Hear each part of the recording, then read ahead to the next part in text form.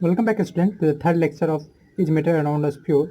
अब यहाँ पे हम लोग बात करने वाले फाइनली एलओआई के बारे में। सेकंड लेक्चर में मैंने आपको बताया हुआ है कि एलओआई भी जो है मिक्सर है, और उसी के बारे में हम लोग बात करेंगे। एलओआई क्या है, उसके पर्पज़ क्या है बनाने का, और उसकी कुछ प्रॉपर्टीज़ के बारे में। तो पहला बात आप समझिए कि एलओआई जो है वो मिक्सर होता है। यहाँ पे लिखा हुआ है एलओआई, जो कि एक मिक्सर है। वे किस तरह का मिक्सर है?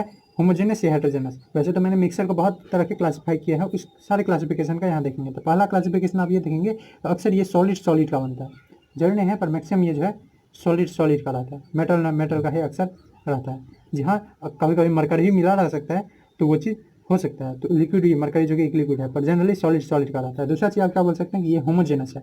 होमोजेनस क्यों है? क्योंकि इसमें जो कॉन्स्टिट्यूएंट होते हैं, जैसे कि मैंने आपको पिछले वीडियो में भी ब्रॉन्ज और ब्रास का एग्जाम्पल दिया था, वो यूनिफॉर्मली मिक्सड रहते हैं। ठीक है, तो इसलिए होमोजेनस है। और ये दोनों जानने के बाद अगर हम डिफिनीशन बनाना चाहें तो क्या डिफिनीशन बनाएंगे? तो अब डिफिनीशन बनाया जा सकता है इसका, ये एक मिक्सर है। और कैसा मिक्सर है मैंने आपको बता दिया, होमोजेनस।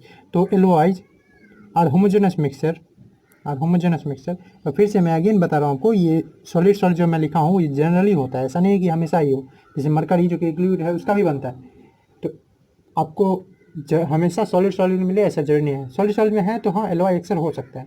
तो एलओआई है होमोजेनस मिक्सर किस चीज़ का? ऑफ मेटल ऑफ टू और मोर मेटल और नॉन मेटल के साथ भी हो सकता है। अभी मैं कुछ एग्जांपल से दूंगा, कुछ एग्जांपल मैं अभी लिखता हूँ, उसके बाद हम लोग कुछ प्रॉपर्टी और पर्पस के बारे में बात करेंगे। ये जानबूझ के बनाया जाता है। जहाँ एलॉय जो है वो इंटेंशनली बनाया जाता है। वैसे मिक्सर तो अक्सर वैसे ही मिक्स रहता है, जैसे एयर है मिक्सर है, अपने आप है। हाँ, बहुत सारी चीज़ में जो मिक्सर होते हैं वो खुद ब खुद बन जाते हैं। जैसे सॉइल में बहुत सारे डर्ट है या दूसरी चीज़ मिले हुए हैं, तो वो तो खुद ब खुद मिले हुए हैं। लेकिन कुछ चीज़ जो है हम लोग जानबूझ के मिक्सर बनाते हैं। कभी कभी हमारा मन रहता है कि मिक्सर जो है उसमें से कंस्टिट्यूएंट को अलग कर लिया जाए। जैसे चावल में अगर कंकड़ है तो उसको हम अलग कर लेते हैं हैंड पिकिंग करके।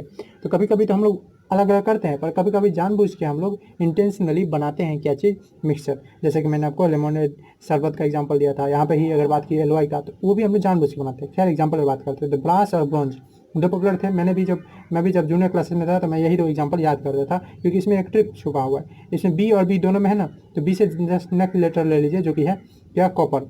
कॉपर दोनों में रहता है। मैंने ऐसे ही याद किया था। वैसे कॉम्प्लिकेटेड नहीं होता है। जैसे कुछ एलवाई है उसको आप नाम देके ही पता कर सकते हैं। जैसे एल निको, ये भी एक कंपाउंड है, तो इसमें आप बता सकते हैं अगर सिंबल आपको पता है। एल्युमिनियम, निकल और कोबाल्ट, ये तीन मेन कंस्टिट्यूएंट होते हैं। तो कॉपर, और उसके बाद मैंने देख लिया था यहाँ पे जेड है, तो इसका जेड वाला वन इसका नेक्स्ट वाला इसमें रहता था, यानी जिंक। और इसका एस जो है ना, उसका टी यानी टीन इसमें लाता था। इस तरह से मैंने आपको याद किया हुआ था। ब्रश और ब्रॉन्ज दोनों में भाई भाई लेके चलता था कि दोनों एक ही है। ठीक है, दोनों एक ही जैसा है। और मैंने इस तरह से याद किया था इसका कंपोजिशन, क्योंकि एक दो एग्जांपल तो याद रहना चाहिए, कभी कभी पूछ देते हैं। तो इसलिए ब्रश ब्रॉन्ज मेरे जवान पे हमेशा रहता था। इसमें आप देख ही सकते हैं आराम से। ये भी अल्निको एक एलवाई है। कितना ईजी है ना, एल्युमिनियम, निकल, कोबाल्ट, तो बहुत ईजी है। तो इस तरह से और भी बहुत सारे एलवाई हैं। जैसे कि एक शोल्डर है, शोल्डर जो मेनली टीन और लीड का बना रहता है। टीन और लीड, ये दोनों चीज़ का, टीन और लीड दोनों एलवाई है। तो इस केस में भी मैं याद करता, यहाँ से लीड हो गया। और अब खोजेंगे खुद ब खुद, आपको कुछ कुछ ट्रिक मिलेगा। आप आराम से उस हिसाब से अरेंज कर सकते हैं। मैं यही दो जूनियर क्लासेस में 7th में अरेंज करके रखा हुआ था, ब्रास और ब्रॉन्ज कैसे याद करते हैं। अब आता है कि पर्पज़ क्या है एलॉय बनाने का, या पर्पज़, इंपॉर्टेंस, या बोल सकते हैं एडवांटेजेस क्या है एलॉय बनाने का। Advantages of making alloy. तो एलओआई बनाने से क्या होता है? तो देखिए, सारे मेटल और नॉन मेटल के पास अपने कुछ प्रॉपर्टी होते हैं। वो प्रॉपर्टी मेल्टिंग पॉइंट के रूप में, बॉइलिंग पॉइंट के रूप में, डक्टिलिटी, मेलिएबिलिटी, ये सब मैंने आपको पिछले लेक्चर में बताया हुआ है। ठीक है, फर्स्ट लेक्चर में ही, कि ये सब क्या होता है। तो सबके पास अपना एक प्रॉपर्टी होता है। उस प्रॉपर्टी को इंप्रूव करने के लिए, इन्हांस करने के लिए एलओआई हम लोग बनाते हैं। जैसे मान लीजिए किसी किसी का मेल्टिंग पॉइंट घटाना है, उस केस में मेल्टिंग बॉइलिंग पॉइंट, जैसे शोल्डर है, शोल्डर केस में, ये शोल्डर का अक्सर यूज किया जाता है सोल्डिंग में। ठीक है, आप नाम सुनेंगे ना, सोल्डिंग। सोल्डिंग में क्या किया जाता है? कोई चीज़ को पिघला के कोई तार को तार से जोड़ा जाता है। तो उस केस में इसका ज़रूरत क्या है? टीन और लीड, उसका उतना कम मेल्टिंग पॉइंट नहीं है, लेकिन सोल्डर का कम मेल्टिंग पॉइंट है। उसको थोड़ा भी हीट दे दो तो वो क्या हो जाता है? तो वो मेल्ट कर जाता है। तो कभी कभी मेल्टिंग पॉइंट घटाने के लिए, कभी कभी हार्ड बनाने के लिए, जैसे ब्रास और ब्रॉन्ज की बात करें, ये कॉपर और जिंक से हार्ड होते हैं, तो कभी कभी हार्ड बनाने के लिए, कभी कभी इलेक्ट्रिसिटी के जो रेसिस्टेंस है, अभी आप शायद रेसिस्टेंस के बारे में नहीं जानते होंगे, पर थोड़ा सा आप समझ सकते हैं। जब भी करंट फ्लो करते रहता है तो एक ऐसा चीज़ होता है ये जो उसको रोकता है पीछे के डायरेक्शन में। उसी तरह से जैसे हम मूव करते रहते हैं, मोशन में रहते हैं, तो उसके पीछे एक फ्रिक्शन रहता है। उसी तरह से रेसिस्टेंस रहता है इलेक्ट्रिसिटी में, तो उसका इलेक्ट्रिसिटी रेसिस्टेंस बढ़ाने के लिए या घटाने के लिए, अक्सर घटाने के लिए, तो इस सब चीज़ के लिए एलॉय बनाया जाता है। तो हम लोग पहला लिख सकते हैं क्या चीज़? मेन तो इसका पर्पज रहेगा टू इम्प्रूव या इन्हांस, बेटर करने के लिए, कि क्या चीज़? प्रॉपर्टीज किसका, मेटल एंड नॉन मेटल का, properties of metals and non metals, इसीलिए इनको मिक्स किया जाता है। जैसे आप देख लीजिए, आप कोरोजन का ही बात करिए, रस्टिंग का, तो आप देखते होंगे स्टील का पहले के जो बर्तन रहता था एल्युमिनियम ही, उसमें बहुत ज़्यादा जंग लग जाता था, वो काला हो जाता था या अलग अलग हो जाता है। लोहा का अगर हम लोग बर्तन बनाते थे, लोहा के बर्तन में खाना, तो वहाँ जंग लग जाता था, रस्टिंग। अब स्टेनलेस स्टील आ गया है, अब सालों साल चला उसमें जंग नहीं लगता है। वो कैसे हुआ, तो स्टेनलेस स्टील क्या है, तो स्टेनलेस स्टील मिक्सर है। जी हाँ, वो मिक्सर है आयरन का, क्रोमियम का, फिर उसमें निकल रहता है, आयरन क्रोमियम निकल मेन कॉन्स्टिट्यूएंट है, और कार्बन भी रहता है। तो ये सब चीज़ का, तो इसका पहला आप लिख सकते हैं टू मेक हार्डर, ठीक है, या आप ऐसे बोल सकते हैं enhance hardness of metal, enhance hardness of metal. Metal वैसे जनरली हार्ड होते ही हैं, लेकिन और भी हार्ड करने के लिए यूज किया जाता है इन्हांस हार्डनेस ऑफ मेटल, जैसे ऊपर ब्रास ब्रॉन्ज का एग्जांपल मैंने दिया हुआ है। चलिए दूसरा चीज़ क्या है, तो दूसरा चीज़ आप लिख सकते हैं to lower melting point of metal. जैसे आप देख सकते हैं सोल्डर में जो सोल्डिंग होता है, वायर को वायर से जोड़ने के लिए काम जो होता है सोल्डिंग, उस केस में हमको कोई ऐसा चीज़ चाहिए जो आराम से पिघल जाए, मेल्ट कर जाए, कम टेम्परेचर पे ही। अब यहाँ पे टीन और लीड वहाँ पे उतना अच्छा नहीं काम करेगा, उससे अच्छा काम कौन करता है, जब इस दोनों को एक फिक्स रेशियो में, जी हाँ, जो फिक्स रेशियो में मिक्स कर दिया जाता है, फिक्स परसेंटेज में मिक्स कर दिया जाता है, उससे बना सोल्डर, वो ज़्यादा अच्छा है। तो lower melting point of metal. आप थर्ड लिख सकते हैं, क्या चीज़ करने के लिए, आप थर्ड लिख सकते हैं टू रेसिस्ट कोरोजन से बचाने के लिए, जैसे कि स्टेनलेस स्टील, इस दोनों में एग्जांपल मिल गया, इसमें ब्रास ब्रॉन्ज लिख लीजिए, इसमें सोल्डर लिख लीजिए। यहाँ मैं एग्जांपल लेता हूँ स्टेनलेस स्टील, मस्त एग्जांपल है, बेस्ट एग्जांपल है इसका, स्टेनलेस स्टील। ये बहुत हद तक जो स्टील जो कि खुद आयरन से बनता था, तो इसमें आयरन तो होगा ही, क्रोमियम होता है, एक होता है आपको आयरन, क्रोमियम, फिर निकल एंड कार्बन, ये 4 चीज़ से बना रहता है। वो याद नहीं करना, रटना नहीं है, मैंने आपको बता दिया, आपको याद करना है, ये दोनों याद कर लीजिए आराम से, तो अच्छा रहेगा, क्योंकि 1-2 याद होना चाहिए। तो ये सब चीज़ें बना रहता है।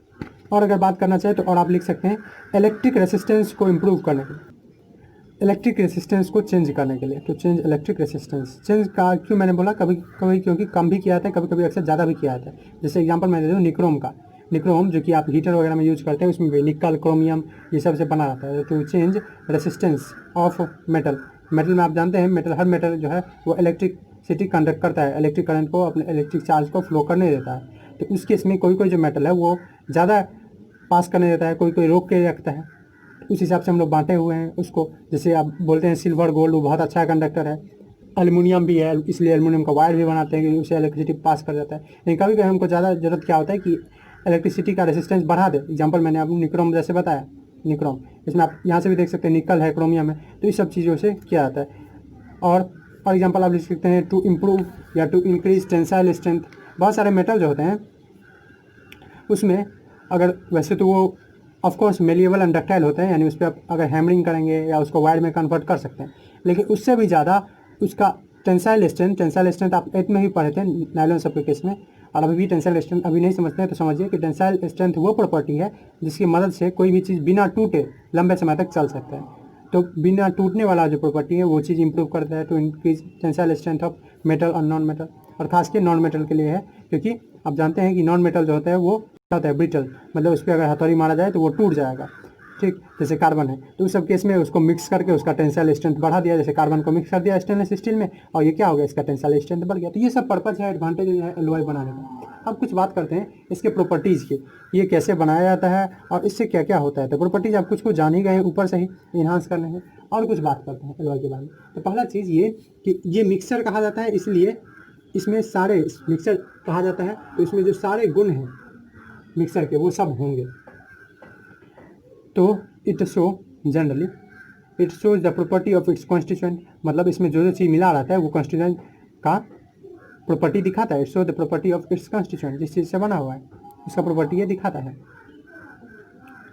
जैसे स्टेनलेस स्टील है, आयरन है, क्रोमियम, तो उस सब का प्रॉपर्टी ये दिखाता है। दूसरा चीज़, लेकिन यही कंपाउंड रहता तो नहीं दिखाता। ओके, लेकिन आप पढ़े थे ना प्रॉपर्टी रिटेनमेंट या नहीं, रिटेन मतलब रखना, तो प्रॉपर्टी कंपाउंड नहीं दिखाता था कॉन्स्टिट्यूएंट का, लेकिन मिक्सर में दिखाता था। दूसरा चीज़ आप लिख सकते हैं क्या, दूसरा चीज़ लिख सकते हैं कि it has variable composition, it has variable composition. पर आप तो बोले कि ये होमोजेनस है, तो होमोजेनस यूनिफॉर्म कंपोजिशन रहते हैं। हाँ, ये यूनिफॉर्म है, ये तो सही है, यूनिफॉर्म है कंपोजिशन, पर यह वेरिएबल कंपोजिशन करने का मतलब कि किसी का परसेंट ज़्यादा रहता है, किसी कम। ऐसा नहीं कि हमेशा वो 50-50 रहेगा। एग्जाम्पल के लिए मैं आपको बता दूँ, जैसे जिंक का अमाउंट अगर हम बात करें ब्रास में जिंक बनाना रहता है तो जिंक का अमाउंट 20 to 30% हो सकता है, 20 to 30% ऑफ Zn यानी जिंक इन ब्रास। तो ये वेरिएबल हो सकता है, यही चीज़ मैं बता रहा हूँ, कंपोजिशन वेरिएबल हो सकता है, उसका कहने का मतलब ये है। मिक्स तो यूनिफॉर्मली रहता है, इसलिए होमोजेनस मिक्सचर है। थर्ड आप लिख ही सकते हैं होमोजेनस मिक्सचर होता है, इट इज होमोजेनस मिक्सचर। ठीक, सारे प्रॉपर्टी दिखाते हैं, वेरिएबल कंपोजिशन होता है, ये सब कुछ प्रॉपर्टीज़ है। और आप लिख सकते हैं कि इलेक्ट्रिक रेसिस्टेंस या ये सब प्रॉपर्टी इंप्रूव हो जाता है, टेंसाइल स्ट्रेंथ, यही सब बातें थी एलॉय के बारे में। आई होप कि आपको सब कुछ समझ में आ गया होगा, इसके प्रॉपर्टीज़, इसके बनाने का ऑब्जेक्टिव, इसका डेफिनेशन, सब कुछ। अगर फिर भी दिक्कत है तो आप कमेंट कर सकते हैं। अगर और भी आपको एलवाई का नाम चाहिए उसकी कंपोजिशन के साथ, तो मैं एक लिस्ट दे रहा हूँ, आपको इमेज दिख रहा होगा, आप पॉज करके उसको पढ़ सकते हैं, अपने कॉपी में लिख सकते हैं, आपको करना हो तो। मेरे हिसाब से उतना उसमें मेहनत करने का कोई काम है नहीं, ठीक है। कंपटीशन में कभी कभी पूछ देता है, पर आपको उतना मेहनत करने का रटने का काम है नहीं, साइंस रटने वाला चीज़ है नहीं। चलिए इसी तरह से पढ़ते रहिए, कोई दिक्कत है तो कमेंट का बक्सा यूज कीजिए, बताइए, या वीडियो के बारे में बता सकते हैं कि क्या कमी है या क्या अच्छा लगा आपको वीडियो के बारे में। इसी तरह से देखते रहिए। Thanks for watching.